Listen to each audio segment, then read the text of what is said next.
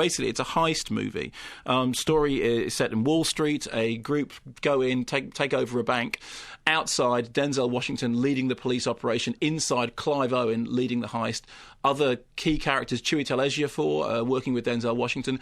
Jodie Foster having an awful lot of fun as a sort of slightly corrupt business type who's trying to deal with the bank's own forbidden history. It is a heist movie. I think it is a character piece because it has great acting in it. I mean, Denzel Washington is really, really good. Chiwetel Ejiofor is really good. Christopher Plummer is more slimy than I have seen him in quite a long time. It's beautifully shot. It really makes the most of that location. People have said it's Spike Lee's first genre movie. This is clearly patently not true. Clockers is a genre movie. 25th Hour, to some extent, is a genre movie. Spike Lee was executive producer on Tales from the Hood, which is absolutely a genre movie. So it's not fair to say that it's the first time. Define genre movie? Well, a genre movie means something like a thriller, a horror movie, a comedy, as opposed to a drama.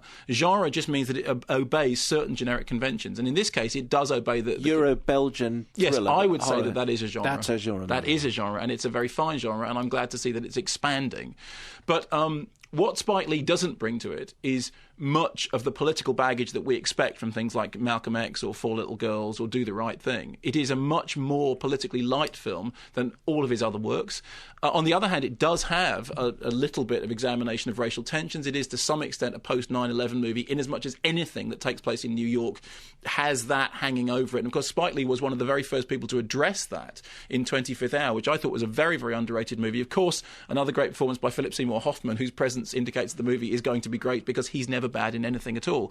And this is a zip, zang, boom, well executed, nice, stylish, very well acted thriller that in the end doesn't have any of the depth of Dog Day Afternoon, which is the film to which it pays homage, but it will probably have good box office response. And I think in the end what it is an attempt to make a hit movie so that he can then go off and make the Hurricane Katrina documentaries that he wants to make, make the movies which have got more weight, more substance than this. But it's a perfectly good stopgap, and it does the job absolutely fine.